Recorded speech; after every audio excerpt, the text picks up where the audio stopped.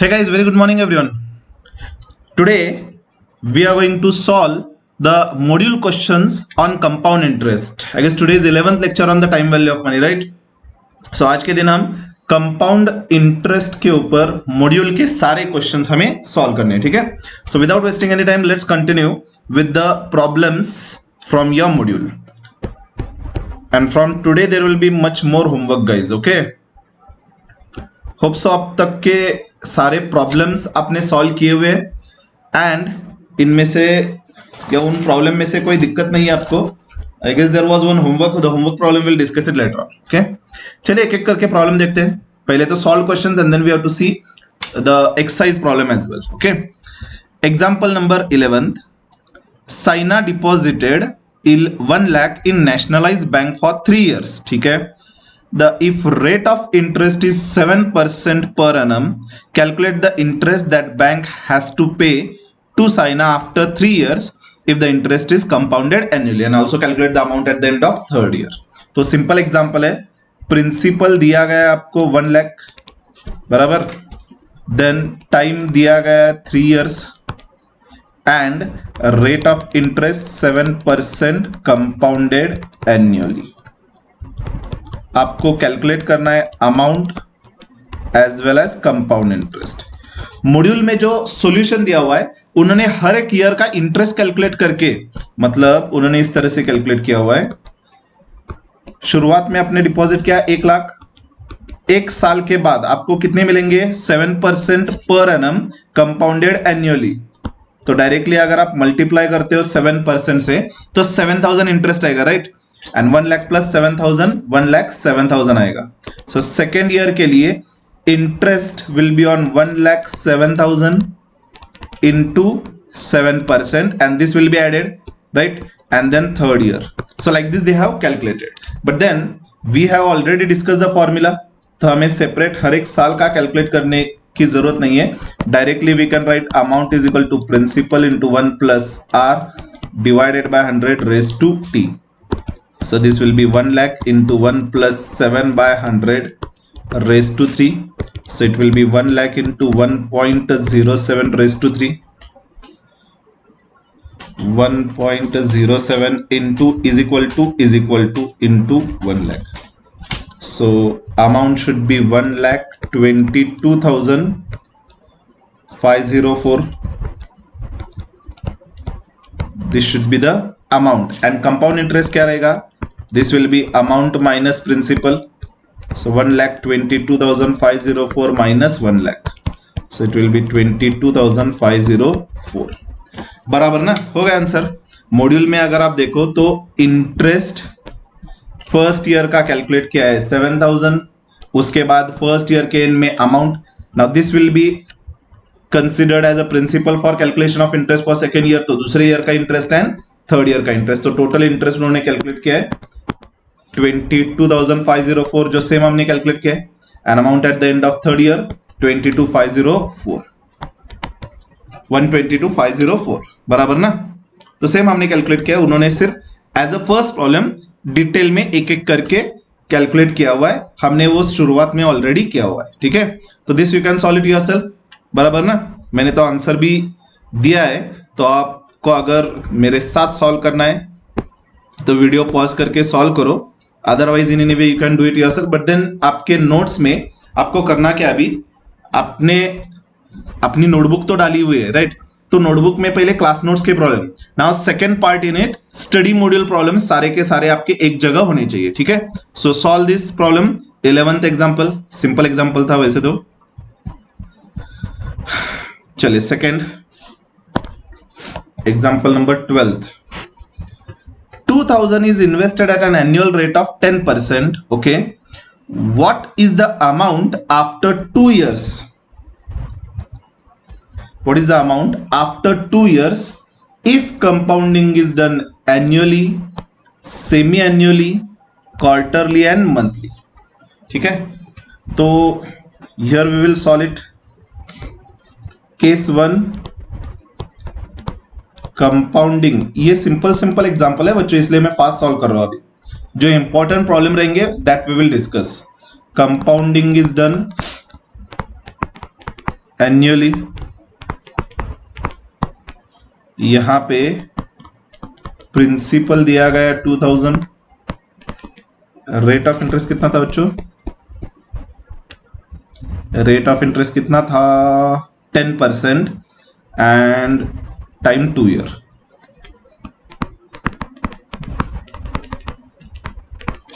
तो इमीडिएटली आप सॉल्व करो एंड आंसर चेक कर सकते हो। मेरे साथ सॉल्व करो या मेरे से आगे सॉल्व करो, quickly complete it. These are just simple revision problems.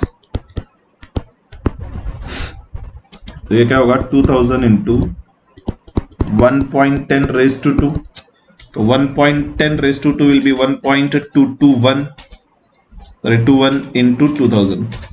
तो क्या आपका 2420 आ रहा है? अगर आ रहा है देन इट इज करेक्ट, बराबर ना।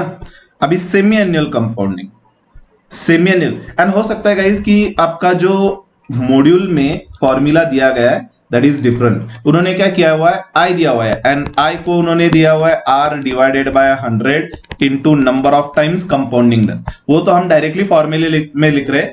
द रीजन इज ओनली कि आपको वापस से आई याद रखने की जरूरत नहीं है, ठीक है। So we will follow our method only. Second case क्या है? Compounding done semi annually. अभी क्या होगा सेमी एनुअल में? फर्स्ट मुझे बताओ कि जो अमाउंट है वो 2420 से ज्यादा आनी चाहिए, कम आनी चाहिए? ऑब्वियसली ज्यादा आनी चाहिए ना, क्योंकि यहां पे साल में एक ही बार कंपाउंडिंग हो रहा है, राइट। लेकिन सेमी एनुअल में 2 बार कंपाउंडिंग होगा, मतलब फर्स्ट 6 मंथ्स का इंटरेस्ट कैलकुलेट किया जाएगा एंड वो प्रिंसिपल में ऐड होगा। तो इंटरेस्ट के ऊपर 1 साल के अंदर ही आपको मिल रहा है, so obviously when it is semi annual compounding आपको ज्यादा मिलेगा, राइट। सो मैं नीचे लिख दूं कंपाउंडिंग डन सेमी एनुअली। वैसे तो ये एग्जांपल आप खुद सॉल्व कर सकते हो, but I want that each and every problem from the module you should be having properly in the book. Compounding is done semi-annually.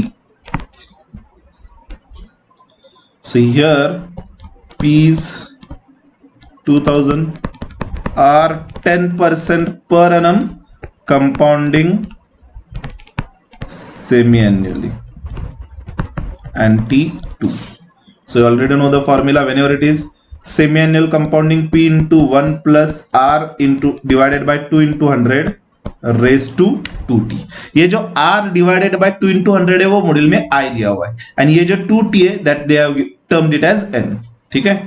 So better we write with the basics only instead of remembering the shortcuts.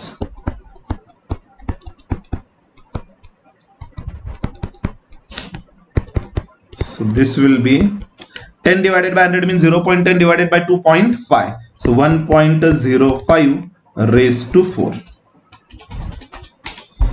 हम press करेंगे 1.05 into is equal to square is equal to third power, again is equal to fourth power, and then into 2000. 2431. क्या आपका 2431 approximately आ रहा है? अगर आ रहा है then it is correct. कहाँ गया? राइट, 2431 बराबर ना। Now quarterly compounding. आप मेरे साथ सॉल्व कर रहे हो ना बच्चों? प्लीज मेरे साथ सॉल्व करो, नहीं तो सॉल्व करके रखो, but don't keep it pending. Compounding quarterly, अभी मैं डायरेक्टली फॉर्मूला लिखता हूं, principal into 1 plus r upon 4 into 100 raise to 40। So 2000 1 plus 10 divided by 4 into 100 raised to 4 into 2. So ये कितना आएगा? 0.10 divided by 4 plus 1. So this will be 1.025 raised to 8, बराबर ना। तो आप क्या करोगे? कैलकुलेटर पे 1.025 इंटू इज इक्वल टू, ये हो गया आपका square, so count it as 2, then 3 4 5 6 7 8, ठीक है ना, एंड देन इंटू 2000। सो 2436 आ रहा है अप्रोक्सीमेटली 2436.8। सो जब क्वार्टरली कंपाउंडिंग होगा तो 2436.8 बराबर ना। And then monthly compounding D जो है वो मंथली कंपाउंडिंग,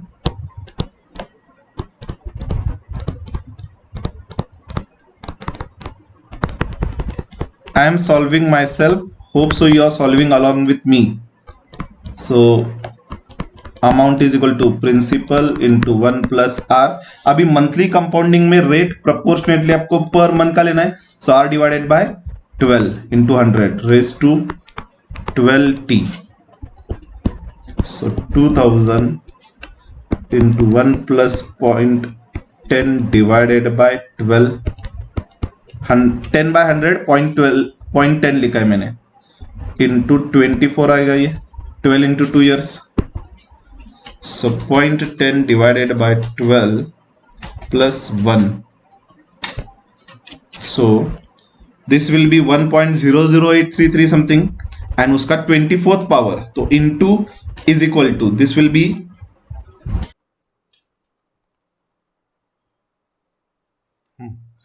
so 1.00833 आ रहा है आपका। So आपको 24th पावर लेना है, so into is equal to square, so count it as 2, then 3 4 5 6 7 8 9 10 11 12 13 14 15 16 17 18 19 20 21 22 23 24, 1.2203 something आ रहा है into 2000, so this will be 2440.78। तो अगर आप देखो तो हर केस में जब एनुअल कंपाउंडिंग था तो इट वाज 2420, सेमी एनुअल में आप कुछ ना कुछ तो ज्यादा मिल रहा है आपको, क्योंकि 6 मंथ्स का एडिशनल इंटरेस्ट मिलेगा, कम क्वार्टरली कंपाउंडिंग में ज्यादा मिल रहा है, and then maximum you are getting in monthly compounding. Just will check 2440 is correct,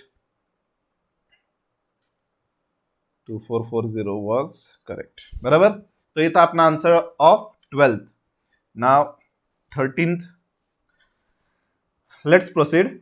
Determine the compound amount and the compound interest on 1000 at 6% compounded semi-annually for 6 years। तो ये तो क्या एग्जाम्पल आप सॉल्व कर सकते हो, so mark it as homework.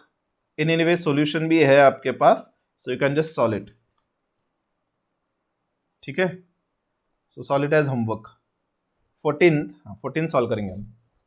Compound compute the compound interest on 4000, तो ये क्या हुआ अपना principal for 1.5 years at 10% per annum compounded half yearly।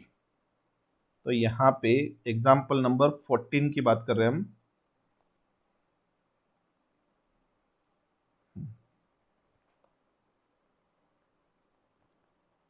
दिया गया प्रिंसिपल कितना है 4000, टाइम दिया गया 1.5 year, so can I write 1.5 years? और क्या क्या इंफॉर्मेशन थे एक बार देख लेता हूं। 4000 प्रिंसिपल होना है, 10% half yearly, rate 10% compounded semi annually, बराबर। आपको क्या कंपाउंड इंटरेस्ट कैलकुलेट करना है, so first will calculate the amount, principal into 1 plus r upon 2 into 100, क्योंकि सेमी एनुअल कंपाउंडिंग है, into 2t। So this will be 4000 into 1 plus 10 upon 2 into 100 raise to 2 into 1.5, so this will be 4000 1.05 raise to 3। इतना ही था important इसमें, तो 1.05 का cube calculate करो and then multiply it with 4000। Are you all getting 4630.5? just check whether you are getting 4630.5. guys, I am solving these problems we can say comparatively faster, क्योंकि आपने already class notes के problem solve किया हुआ है, इन any वे आपके सामने solution भी है मॉड्यूल में, ठीक है। And then the question was compound interest, तो कंपाउंड इंटरेस्ट क्या होगा, amount minus principal, so it was 4630.5 minus 4000, तो 630.5। आई एम अज्यूमिंग कि आप अच्छे से लिख रहे हो आपके बुक में, क्योंकि मैं यहाँ पे सिंपल एग्जांपल से फास्ट सॉल्व कर रहा हूँ रफ में सॉल्व कर रहा हूं, लेकिन आपको प्रॉपरली सॉल्व करना है, ठीक है। नेक्स्ट एग्जांपल 15 किधर गया? हाँ, on what sum will the compound interest at 5% per annum for 2 years compounded annually be 1640। तो यहां पे प्रिंसिपल पूछा है आपको, ठीक है। Then rate interest 5% time 2 years and amount is been given 1640। तो इसको भी आप होमवर्क मार्क करो, ओके। क्योंकि यहाँ पे तो simple application of the formula ही था। On what sum will the sorry ये अमाउंट नहीं है, कंपाउंड इंटरेस्ट है। मेरे ख्याल से अपने क्लास नोट्स में भी सिमिलर प्रॉब्लम था। So here what we can do, compound interest will be equal to amount minus principal. So amount होगी आपकी p into 1 plus r upon 100 raise to t minus principal and then simplify. यार चलो solve ही कर लेते हम, instead of homework will solve it over here, okay.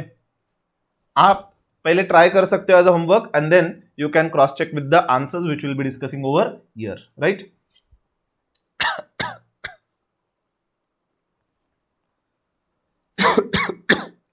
Sorry guys, थोड़ा throat में इन्फेक्शन है।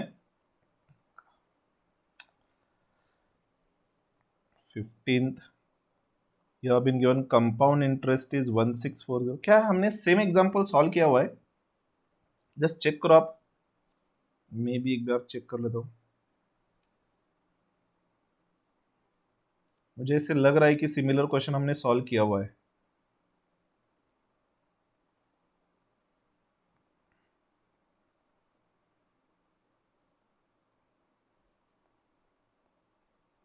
किधर गया? 19th।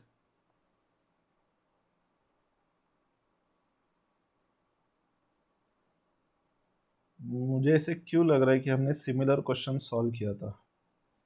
चलिए रहने दो, हम यहाँ पे सॉल्व कर लेते।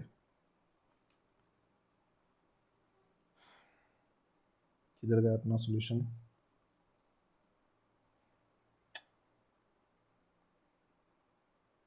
कंपाउंड इंटरेस्ट दिया गया है 1640। रेट ऑफ इंटरेस्ट कितना था मैं भूल गया, टाइम भी भूल गया। रेट ऑफ इंटरेस्ट 5% था ना, एंड टाइम 2 years। आप क्या करोगे, वीडियो पॉज करके सॉल्व करोगे and then you will check with the answer, okay. You have to calculate principal. So compound interest is equal to a minus p। So that is amount का formula क्या है, amount is equal to principal into 1 plus r upon 100 raise to t। Same formula I am writing over here, minus p and this will be the compound interest, बराबर ना। So compound interest दिया गया है 1640 is equal to, this is the first term and this is second term, बराबर। तो इसमें से मैं p कॉमन ले सकता हूं। सो अगर मैंने p कॉमन लिया तो this will be 1 plus r by 100 raise to t minus 1, बराबर है ना। p अगर मैंने कॉमन लिया तो 1 ही बचेगा वहां पे।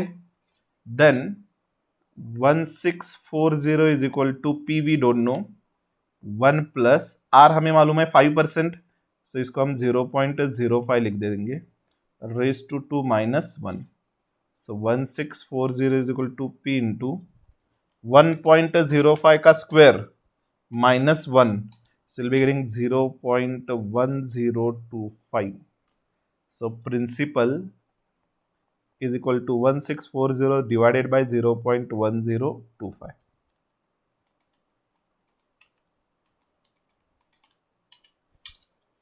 is your principal coming to 16,000? अगर आपका प्रिंसिपल 16,000 आ रहा है then you have calculated it correctly, ठीक है। So hope so you have calculated. I'll not wait for or I'll not be giving time for solving this. Either you have to solve it yourself और video pause करके check करो। Anyway solution आपके module में भी है। So this is 16,000. So what we have calculated is correct. Now example number 16th. What annual rate of interest compounded annually? So basically R calculate करना है हमें। Doubles an investment in 7 year. Doubles an investment in 7 year. तो मुझे लगता है ये similar problem हमने solve किया हुआ है, लेकिन वापस से एक बार रिवीजन कर लेते हैं। 16th आर कैलकुलेट करना है, टाइम दिया हुआ है 7 ईयर। अगर आपको याद हो तो एक सिंपल फॉर्मूला हमने लिखा था, t is equal to 0.35 plus 69 upon r. So 7 is equal to 0.35 plus 69 upon r. So ये जब 0.35 लेफ्ट हैंड साइड में जाएगा तो माइनस होगा, so it will be 6.65 is equal to 69 upon r. So r is equal to 69 upon 6.65. So r is equal to 69 divided by 6.65. So approximately 13.37% आ रहा है। आइए देखते हैं 13.40, 13.37 एंड 13.40 में 0.03 का सिर्फ फर्क है, वो राउंडिंग ऑफ डिफरेंस रहेगा। लेकिन मैं आपको बता दूं, आपके सॉल्यूशन में जब एग्जाम में इस तरह से क्वेश्चन आएगा तो आपको ऑप्शंस दिए रहेंगे, बराबर ना। तो A B C D which will be the closest that you have to answer. ये था अपना शॉर्टकट मेथड।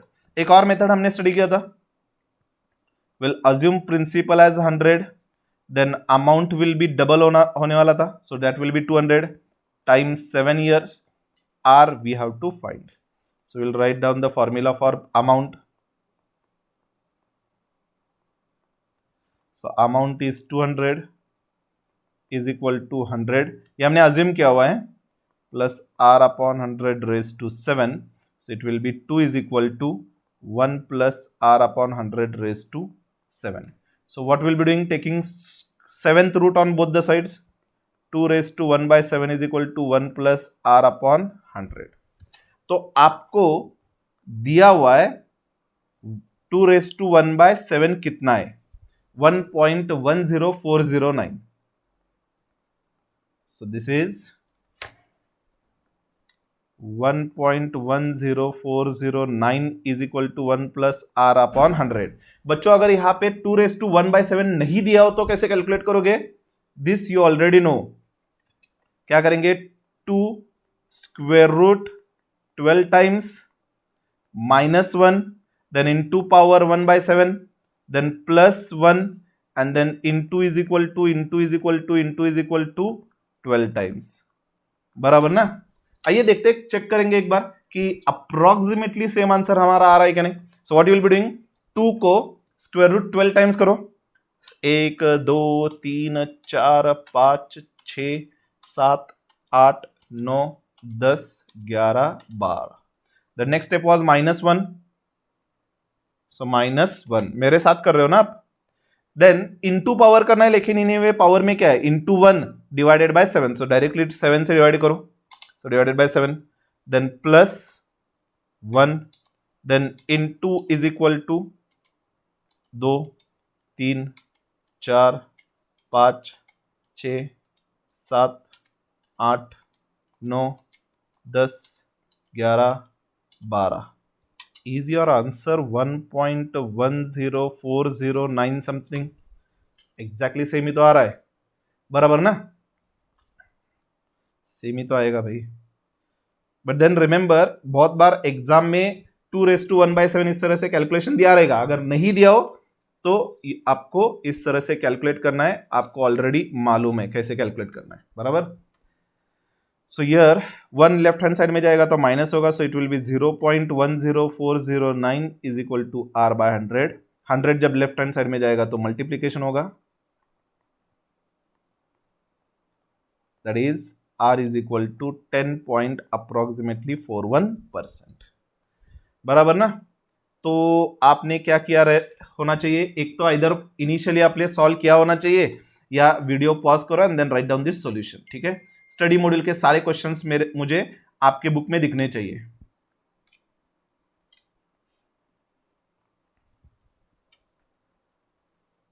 राइट। चलिए, दिस वाज 16th example.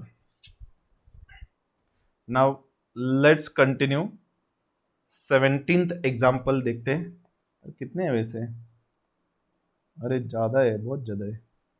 चलिए एक एक करके सॉल्व कर लेते हैं। 17th question, in what time will 8,000 amount to 8820 at 10% interest compounded half yearly. ये एग्जांपल अपने सुंदर अक्षरों में लिखो, homework, this I will not discuss, okay. तो गाइज मुझे अभी आप होमवर्क कर रहे हो कि नहीं समझ में नहीं आ रहा, so I will write it down. Homework कौन से प्रॉब्लम है आज के लिए आपने? 17th, एक और होमवर्क था ना 13th। इन एनीवे सॉल्यूशन तो आपके पास है, राइट? नाउ आप क्या करोगे, आपके बुक में आपकी सुंदर अक्षरों में 13th एंड 17th एग्जाम्पल सॉल्व करोगे, फोटो निकालोगे and then you will be sending me on Telegram, okay. I will check each and every one whether you are doing the homework और नॉट, ठीक है। एक काम करेंगे, I will keep the record कि कौन कौन लोग होमवर्क कर रहा है, राइट। एक दिन का टाइम रहेगा। नॉर्मली अपने जब लाइव क्लासेस रहते ना, तो उस टाइम अगर किसी ने होमवर्क नहीं किया तो पनिशमेंट हुआ करती थी, either he has to come in front of row and sing a song, otherwise he has to go out of the class. And third option भी था, आप खड़े रहोगे पूरे क्लास होने तक। लेकिन फिलहाल तो वर्चुअल में मुझे कुछ पनिशमेंट देना पॉसिबल ही नहीं है, even I can not check also. So what will be doing from today, जब भी कुछ होमवर्क रहेगा आपको कंप्लीट करके फोटो निकाल के मुझे टेलीग्राम करना है, okay. I keep the Excel में मैं एक रिकॉर्ड रखूंगा डे वाइज कि किन बच्चों ने होमवर्क किया है, किन बच्चों ने होमवर्क नहीं किया है। And if same is repeated twice, उसके बाद आपको लेक्चर मिलने बंद होंगे, ठीक है। सो कंपल्सरी होमवर्क करना है, 13th एंड 17th आज के लिए होमवर्क है। And from today onwards compulsory homework होगा आपका, ठीक है। 18th question, find the rate percent पर annum if 2 lakhs amount to 2,31,000 in 1.5 year interest compounded half yearly. चलिए ये एग्जांपल हम सॉल्व कर लेते हैं। 18th एग्जांपल, 17th एग्जांपल आपका होमवर्क है। सो 18th में आपको दिया है प्रिंसिपल 2 लाख, अमाउंट दिया है, कितना दिया है 2,31,525, 2,31,525 and time 1.5 years, rate compounded half yearly, compounded half yearly. So r आपको कैलकुलेट करना है compounded half yearly. So all the information is been given except r. R divided by 2 into 100 होगा raise to 2 into t। So 2,31,525 is equal to 2 lakh 1 plus r upon 2 into 100 raise to 2 into 1.5 होगा, बराबर ना। So this will B 2,31,525 divided by 2 lakh। ये जब left hand side में आएगा तो division होगा। So 1.157625 is equal to 1 plus r upon 200 raise to 3, बराबर। तो अभी क्या करोगे, cube root on both the sides. So 1.157625 raise to 1/3 is equal to 1 plus r upon 200। क्या इस प्रॉब्लम में 1 दिया था हमें? इस प्रॉब्लम में कुछ दिया ही नहीं था।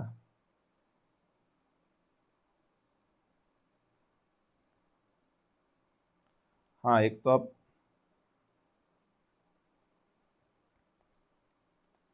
यहाँ पे अभी कैलकुलेट कैसे करोगे 1.157625। देखो इस प्रॉब्लम में दिया नहीं तो आपको अपने स्टेप्स यूज करने हैं। आपके मॉड्यूल में डायरेक्टली लिया हुआ है, डायरेक्टली कैलकुलेट करने जाओगे तो दिक्कत आएगी, समझ में नहीं आएगा कि कौन सा नंबर लेना है आपको। So square root 12 times 1.157625, 1 2 3 4 5 6 7 8 9 10 11 12। Then next step was -1 into power, तो हम डायरेक्टली 3 से डिवाइड करेंगे। Then +1 and then into is equal to 1 2 3 4 5 6 7 8, 9, 10, 11, 12. So it is coming to 1.05 बराबर ना। तो इसका आंसर आ रहा है 1.05, जीरो ही है आगे इसलिए 1.05 हम लिख रहे हैं। 1 प्लस आर अपॉन 200। सो ये 1 जब लेफ्ट हैंड साइड में आएगा तो जीरो माइनस होगा, so it will B 0.05 is equal to r upon 200. So r will be equal to 0.05 into 200. R should be 10%. Just check.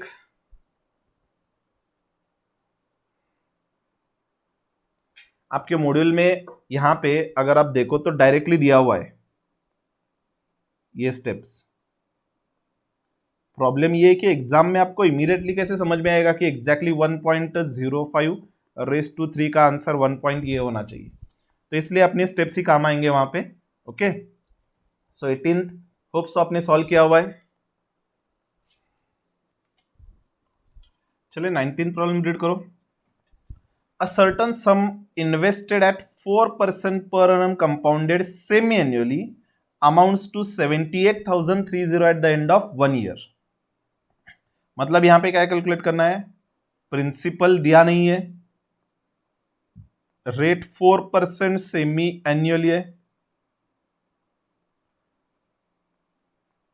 Time 1 year and amount दिया हुआ है 78,030।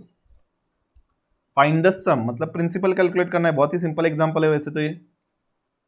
Amount is equal to principal into 1 plus r upon 2 into 100 raise to 2t। So amount दिया हुआ है 78,030 is equal to principal into 1 plus 4 upon 2 into 100। क्या होगा इसको,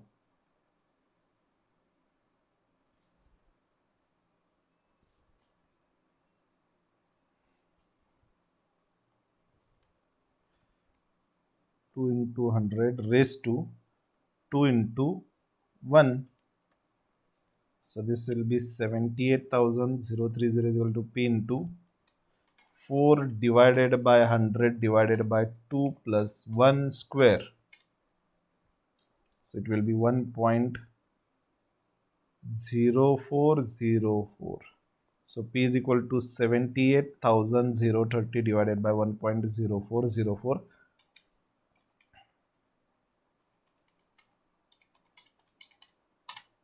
75,000 principal आ रहा है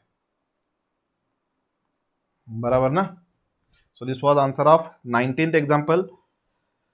I am assuming that you are solving with me or I already you have solved it. 20th example. 16,000 invested at 10% per annum compounded semi-annually amounts to 18,522. Find time period of investment. तो ये भी हम solve करेंगे क्योंकि यहाँ पे आपको अभी कैलकुलेट करना है टाइम। ये कौन सा एग्जाम्पल है, 19th या 20th? प्रिंसिपल दिया गया 16,000, अमाउंट कितना था 18,000, क्या था 522,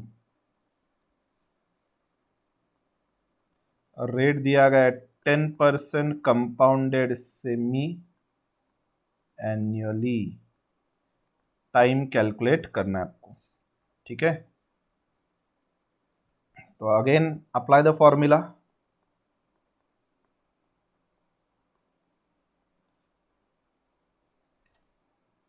क्योंकि सेमी एनुअल कंपाउंडिंग है, divided by 2 and raise to 2 multiply होगा।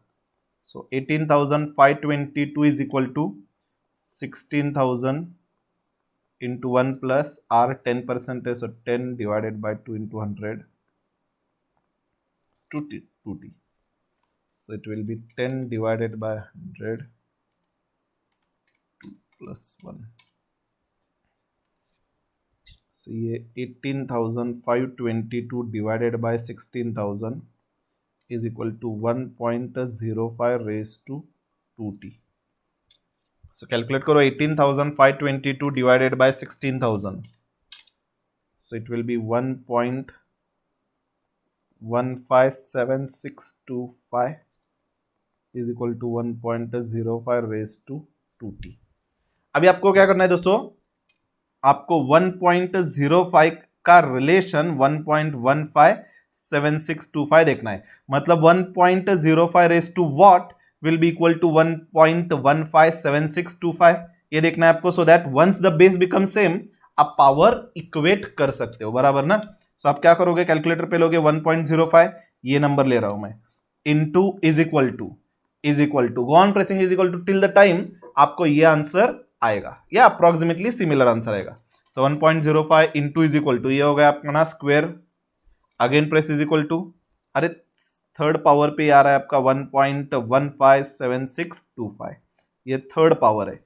तो क्या मैं ये कह सकता हूं कि इसको अगर रब कर दूं तो मैं डायरेक्टली ये कह सकता हूं, प्रीवियस प्रॉब्लम में भी हमने सॉल्व किया था, 1.05 raise to 3 is equal to 1.157625।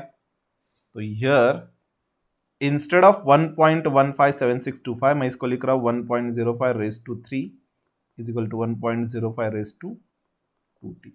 So therefore अगर बेस सेम हो तो पावर हम इक्वेट कर सकते हैं, 2t is equal to 3, t is equal to 3/2, सो t is equal to 1.5 years. So अच्छे से समझो, जब r कैलकुलेट करना हो तो कैसे कैलकुलेट करना है, जब t कैलकुलेट करना है तो कैसे कैलकुलेट करना है, बराबर ना। So this was the answer of which one, 20th problem. Hope so you have calculated it correctly.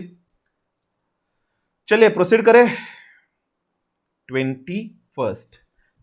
ये अभी प्रॉब्लम इंपॉर्टेंट है। 21st 20th का आंसर तो पहले देखो, हाँ ये बराबर है 1.5 ईयर। नाउ 21st बच्चों आप क्या करोगे, वीडियो पॉज करो, यहां तक रीड करो, सॉल्यूशन देके बिना try to solve each and every question. 3 question है इसमें, तीनों क्वेश्चन सॉल्व करने की कोशिश करो। जस्ट चेक योरसेल्फ कि whether you are capable to solve some advance problem. First of all don't expect anything from you, ठीक है। बहुत सारे बच्चों को क्वेश्चन समझने में ही दिक्कत आती है। वैसे तो सिंपल है, but then as multiple information is been given many times it appears to be difficult.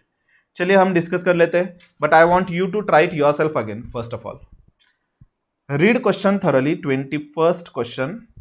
A person opened an account on April 2001 with a deposit of 800। मतलब क्या, आपने एक अकाउंट में 800 रुपए डिपॉजिट करके एक अकाउंट ओपन किया, ठीक है। The account paid 6% compounded quarterly, तो उसके ऊपर 6% कंपाउंडेड क्वार्टरली इंटरेस्ट मिल रहा था। ऑन अक्टूबर 1, 2011, यहां पे प्रिंटिंग मिस्टेक दिख रहा है मुझे, एक सेकंड, जिन बच्चों ने पॉज किया रहेगा, एक यहां पे प्रिंटिंग मिस्टेक है मॉड्यूल में, ये अप्रैल 2011 होना चाहिए। अप्रैल 2011 मतलब एक ही साल में अकाउंट ओपन किया एंड सेम अक्टूबर 1, 2011 में क्लोज किया account and added enough additional money to invest in 6 month time deposit for 1000 earning 6% compounded monthly. Question A, how much additional amount did person invest on 1st October? What is the maturity value of his time deposit on April 1st, 2012 and how much total interest was earned? Question समझ में आया बच्चों? पहले first of all आइए पहले question समझते हैं क्या दिया हुआ है। मैं रब कर दूं पहले,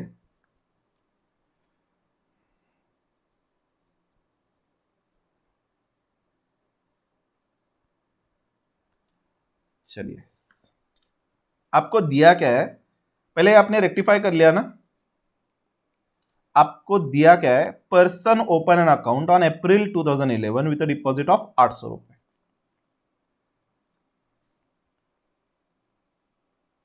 अप्रैल 2011 शुरुआत में 800 रुपए आपने डिपॉजिट किया, ठीक है।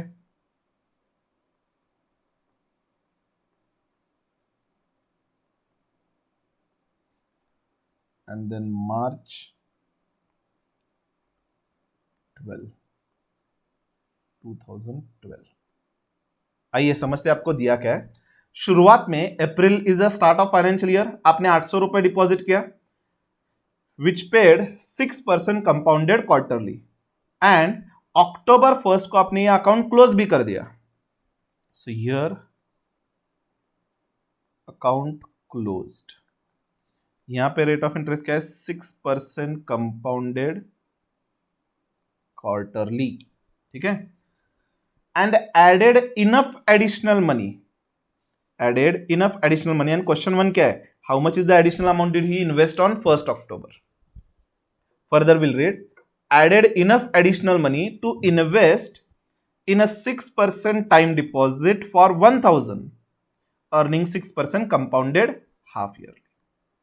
सॉरी, कंपाउंडेड मंथली है. मतलब क्या है? से आपने एक डिपॉजिट ए करके, फिक्स डिपॉजिट ए करके एक अकाउंट था, उसमें अपने अकाउंट में पैसे जमा किए. कितने? 800 रुपए. जहां पे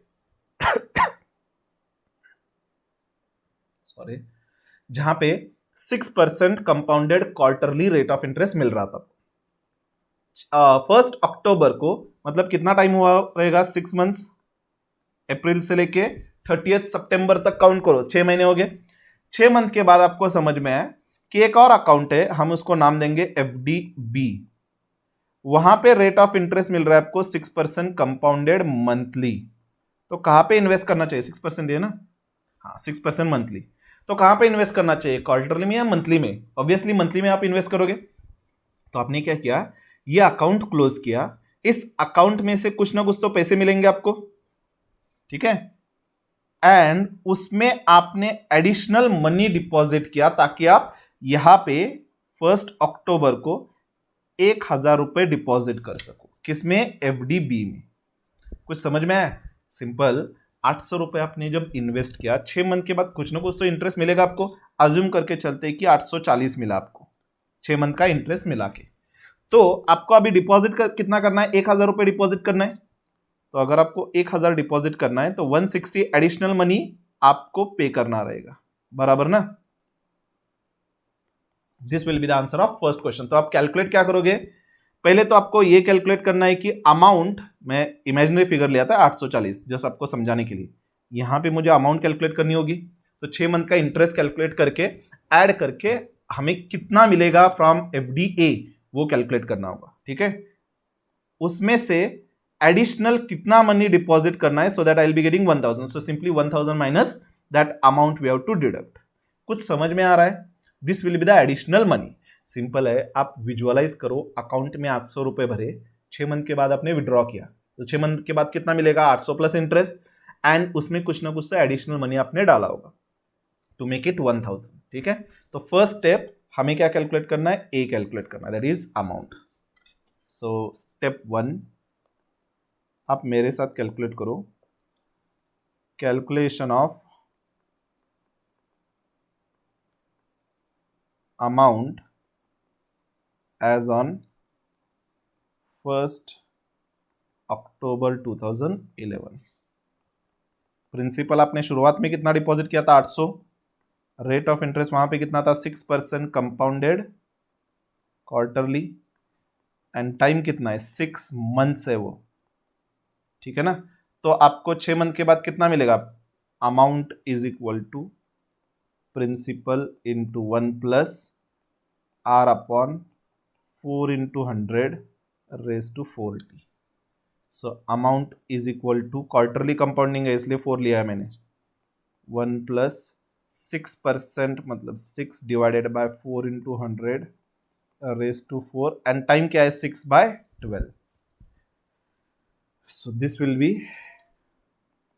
अगर क्वार्टरली कंपाउंडिंग है तो कितनी बार कंपाउंडिंग होगा? 2 बार कंपाउंडिंग होगा ना. सो 4 into 6 24, 24 divided by 12 2 ही होगा वो. ये काउंट करो पहले. So this is 1.015 raised to 2. Are you all getting 824.18? इतना आना चाहिए. या सिंपली आप क्या कैलकुलेट कर सकते हो? 800 इंटू 6%, 48 आया. ठीक है. मतलब आप 3 मंथ का कैलकुलेट कर सकते हो. 3 मंथ्स में कितना होगा? 800 इंटू 6% इंटू 3/12,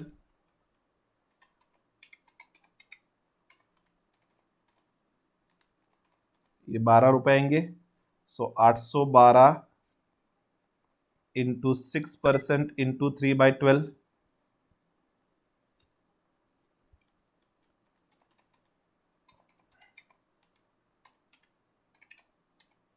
कितना आएगा 12.18 प्लस 812 824.18, बराबर है ना। 3 मन का इंटरेस्ट कैलकुलेट होके ऐड होगा। सो डायरेक्टली हमने अमाउंट कैलकुलेट किया हुआ है।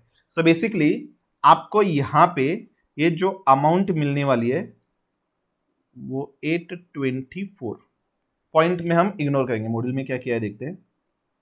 पॉइंट में कैलकुलेट किया है, चलो पॉइंट में हम भी पॉइंट में ही कैलकुलेट करेंगे। सो आपको 1 अक्टूबर को ये जो आपने डिपॉजिट किया हुआ है ये उससे 824.18 मिलेगा। एंड आपको अभी डिपॉजिट कितना करना है, 1000 रुपए डिपॉजिट करना है। तो एडिशनल अमाउंट आप कितना इन्वेस्ट करोगे, -1000, so 175.82। Step 2, additional amount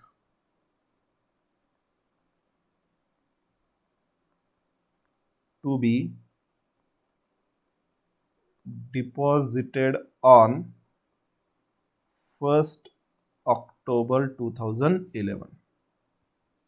So this will be equal to 1000 minus 824.18।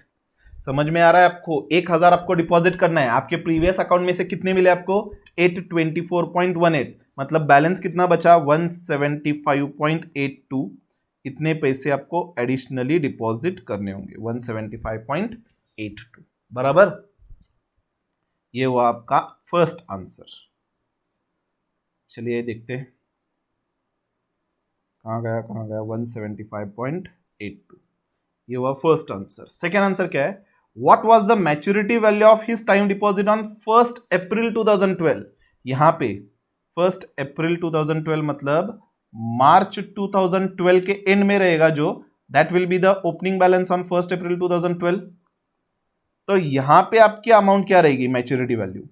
तो यहां पे आपने डिपॉजिट क्या किया है 1000 रुपए, रेट ऑफ इंटरेस्ट क्या है 6% कंपाउंडेड मंथली, टाइम कितना है 6 मंथ्स, अक्टूबर से काउंट करो मार्च तक, तो 6 मंथ्स। तो यहां पे अमाउंट कितनी होगी, so write down step 3,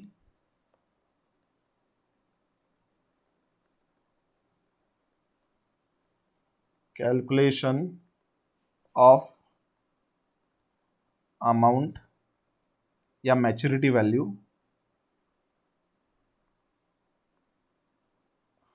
on 1 April 2012। तो यहां पे हम पहले तो इंफॉर्मेशन लिखेंगे। प्रिंसिपल 1000 आपने डिपॉजिट किया हुआ है, टाइम कितना रहेगा 6 months, and rate is 6% compounded monthly, right. तो अमाउंट कैलकुलेट करना है आपको। So amount is equal to principal into 1 plus r upon 12 into 100 raise to 12 into t, क्योंकि कंपाउंडेड मंथली है यहाँ पे, बराबर ना। तो 1000 into 1 plus 6 upon 12 into 100 raise to 12, t कितना है 6 months, so 6/12। Always remember time आपको पर एनम लेना है, सो 6 months means it is half year. So calculate 6 upon 100 divided by 12 plus 1.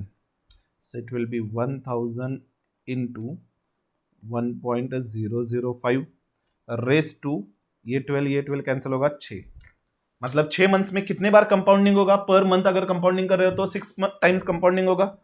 So calculate करो 2 3 4 5 6,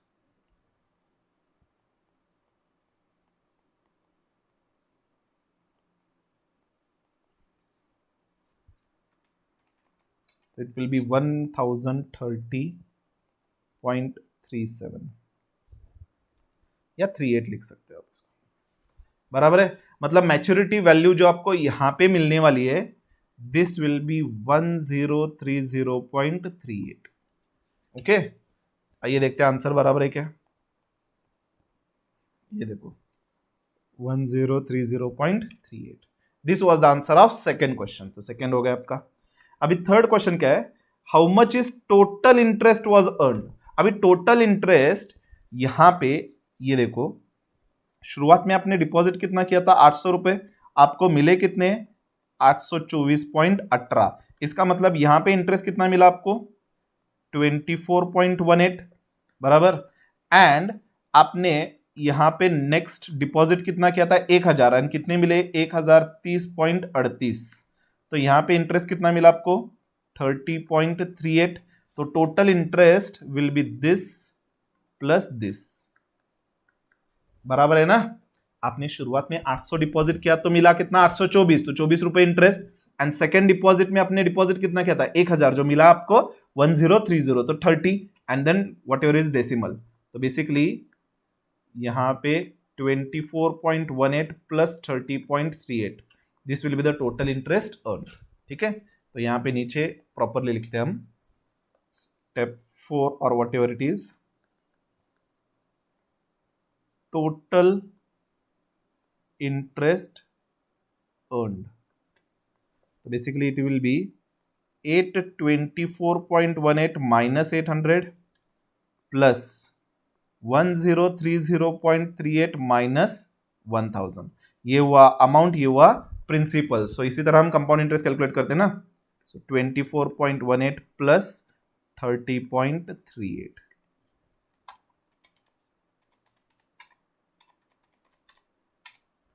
this will be 54.56।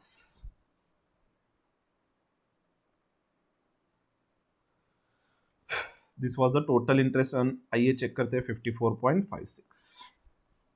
ओके, तो what you have to do is, हमने जिस तरह से solve किया हुआ है उसी मैनर में सॉल्व करो। मॉड्यूल में डायरेक्ट मेथड ज्यादा यूज किया रहता है, सो रिवीजन के टाइम आपको कंफ्यूजन होगा। ठीक है, तो हम क्या करेंगे अभी स्टेप वाइज आप लिख लो, ये सब लिखने की जरूरत नहीं है।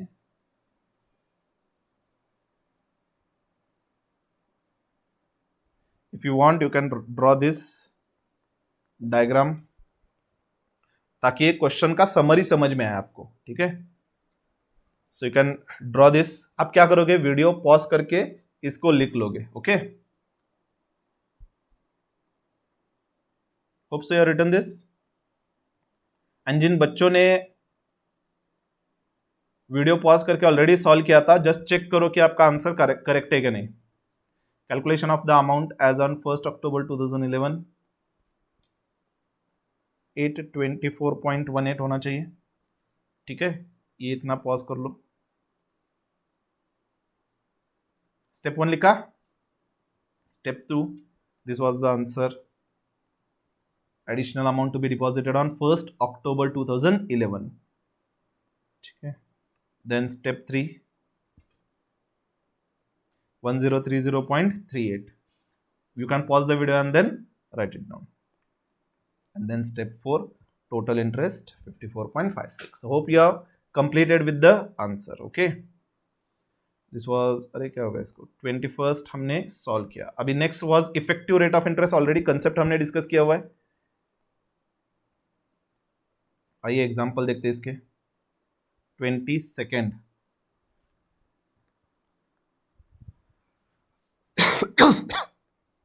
एक सेकंड ना गाइस, चलिए देखते हैं। 22nd, 5,000 is invested in a term deposit scheme that fetches 6% per annum compounded quarterly. What will be the interest after 1 year? तो ये तो सिंपल है, इंटरेस्ट आफ्टर 1 ईयर आप डायरेक्टली कैलकुलेट कर सकते हो। And what effective rate of interest, पहले तो इंटरेस्ट आफ्टर 1 ईयर कैलकुलेट करना हो तो will write down the given information. Principal दिया है आपको 5000, रेट 6% कंपाउंडेड क्वार्टरली, दिख रहा है ना मैं क्या लिख रहा हूं, एंड टाइम 1 ईयर। आपको कैलकुलेट करना है compound interest. So what we can do is amount is equal to, directly हम कंपाउंड इंटरेस्ट का ही फॉर्मूला लिख ले, अमाउंट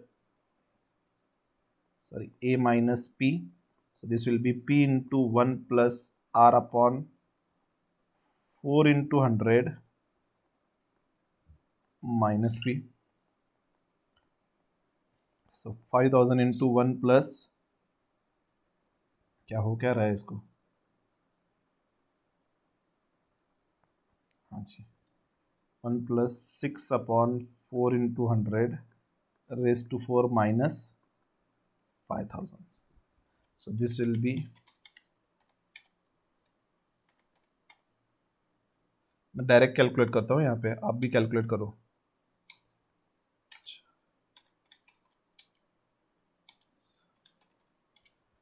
तो after calculating everything your compound interest should be 306.82. I directly calculated all the calculations. You can also just cross check. ये था पहला question, बराबर. एंड दूसरा क्वेश्चन क्या था, what is the effective rate of interest. Basically R is 6% compounded quarterly. Do you remember the formula for effective rate of interest? यहां पे ऊपर दिया है अगर आपको याद नहीं आ रहा तो.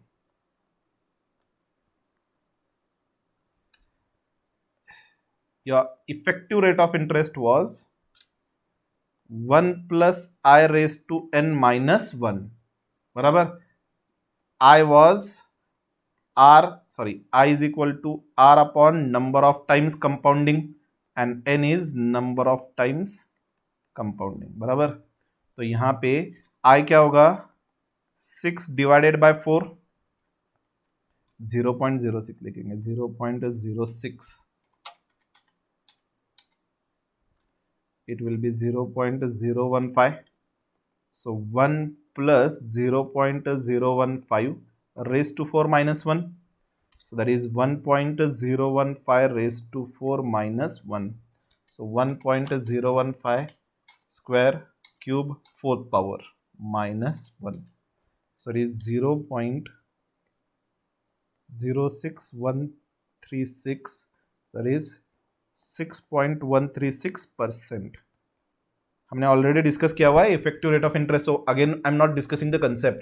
मतलब क्या है, अगर आपको 6% क्वार्टरली मिल रहा है तो इफेक्टिवली आपको सालाना कितना मिल रहा है, 6.136%. क्योंकि क्वार्टर कंपाउंडिंग की वजह से आपको ज्यादा मिलेगा, दैट इज 6.136% अप्रोक्सीमेटली, बराबर. तो ये हमने ऑलरेडी कैलकुलेट किया हुआ है, ठीक है. This was example number 22nd, I guess. Now 23rd. Find the amount of compound interest and effective rate of interest if an amount is 20,000 deposited in a bank for 1 year at a rate of interest 8% per annum compounded semi-annually. तो आप क्या करोगे, इस problem को homework mark करोगे. तो कितने problem हो गए, फिलहाल 3 क्वेश्चन होमवर्क हो गए अपने.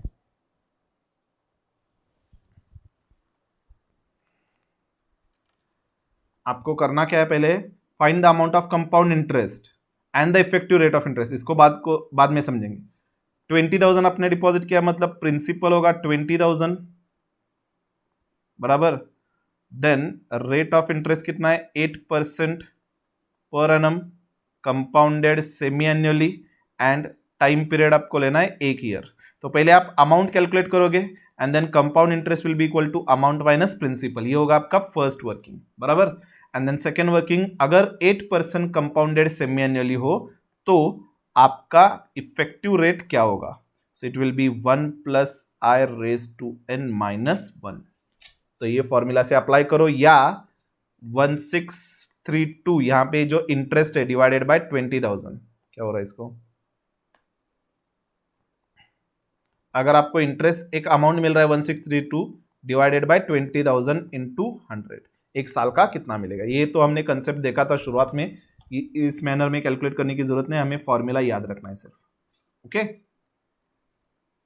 देन चलिए 24th एग्जांपल हम सॉल्व करेंगे. आज के लिए 3 होमवर्क है कंपलसरी. मुझे सारे बच्चों से होमवर्क सॉल्व करके उसका फोटो निकाल के टेलीग्राम ग्रुप पे या पर्सनली मुझे आना चाहिए.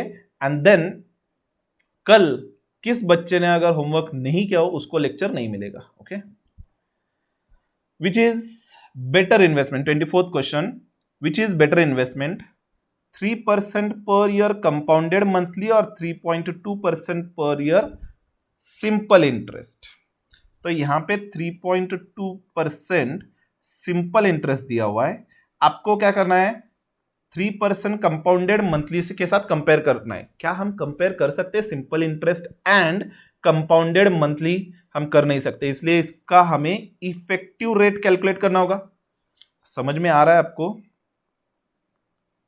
अगर आपने एक साल इन्वेस्ट किया सिंपल इंटरेस्ट में तो आपको कितना मिलेगा 3.2%। अगर आपने कंपाउंड इंटरेस्ट में इन्वेस्ट किया तो आपको मिल रहा है 3% कंपाउंडेड मंथली, हर मंथ में कंपाउंडिंग हो रहा है। तो this 3.2% and this 3% cannot be compared. तो हमें क्या करना होगा, ये जो मंथली है इसका इफेक्टिव एनुअल रेट कैलकुलेट करना होगा, बराबर ना। अगर मुझे 3% मंथली कंपाउंडिंग से मिल रहा है तो सालाना इफेक्टिव रेट क्या होगा ये कैलकुलेट करना होगा, and that I can compare with 3.2%, right. Sorry. So यहाँ पे आई क्या होगा r upon n, that is 3 divided by 12। इसको 0.03 लिखेंगे। So 0.03 divided by 12, this will be 0.0025 and n will be 12. So effective rate of interest will be 1 plus I raised to n minus 1. So 1 plus 0.0025 raised to 12 minus 1. So 1.0025 raised to 12 minus 1 into is equal to square 3, 4, 5, 6, 7, 8, 9, 10, 11, 12 minus 1. So it is 0.0304, that is 3.04%. Remember I calculate करते time are आपको decimal में लेना है, first remember this. सो 3.04% आपका आ रहा है, ठीक है, इफेक्टिव रेट। तो एक साल के लिए जब आप डिपॉजिट कर रहे हो सिंपल इंटरेस्ट से 3.2% एंड कंपाउंडेड रेट से इफेक्टिव रेट 3.04%, कौन सा रेट अच्छा है, 3.04 वाला या 3.2 वाला?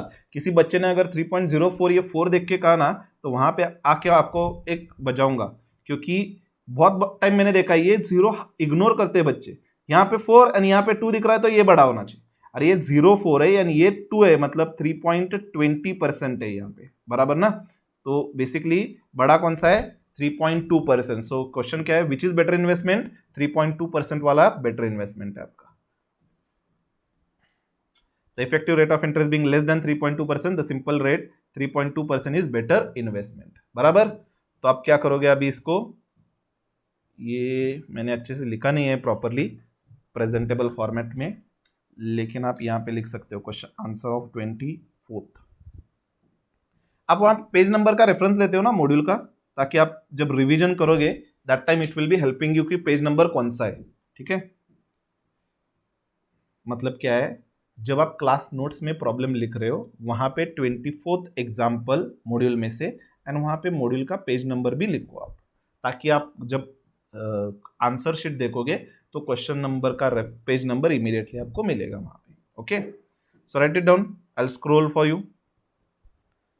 ये मत लिखो पहले, simple interest 3.2% and second option है कंपाउंड इंटरेस्ट 3% कंपाउंडेड मंथली। सो यहाँ पे लिखो कैलकुलेट इफेक्टिव एनुअल रेट, लिखा। सो नीचे first calculate i is equal to r upon n, so 0.03 divided by 12, so 0.0 and n 12 times compounding हो रहा है, therefore n is equal to 12। Then effective rate का formula लिखना है आपको। So then you have calculated effective rate 3.04%, ठीक है। So नीचे लिखेंगे हम note, simple rate is 3.2% and effective rate of compound interest is 3.04%. Therefore, as simple interest rate into bracket 3.2% is greater than compound rate 3.04%, a simple interest rate investment is better option. Hope so जो मैंने लिखा है आपको समझ में आ रहा है. Simple rate is 3.2% and effective rate of compound rate is 3.04%. तो मैंने लिखा है therefore as a simple interest rate 3.2% is greater than compound rate 3.04%, a simple interest rate investment is better option. ठीक है. Hope so you are written. If you are not written, just pause the video and then write it down. So this was the last example of solved. Now what we'll do, exercise 4b we will continue in the next session. Okay, तो आज के लिए बस इतना ही. In next session we will solve all the unsolved examples. Again I'll repeat, आज के जो 3 example homework है 17th, 13th and 23, these are compulsory homework. Tomorrow while sharing the lecture I'll see how many of you have completed the homework. ठीक है. So we'll conclude for today. Have a very nice day guys and then do take care of yourself. दिन ब दिन corona के cases बढ़ रहे हैं, so do take care and stay at home. Okay, चलो बाय बाय.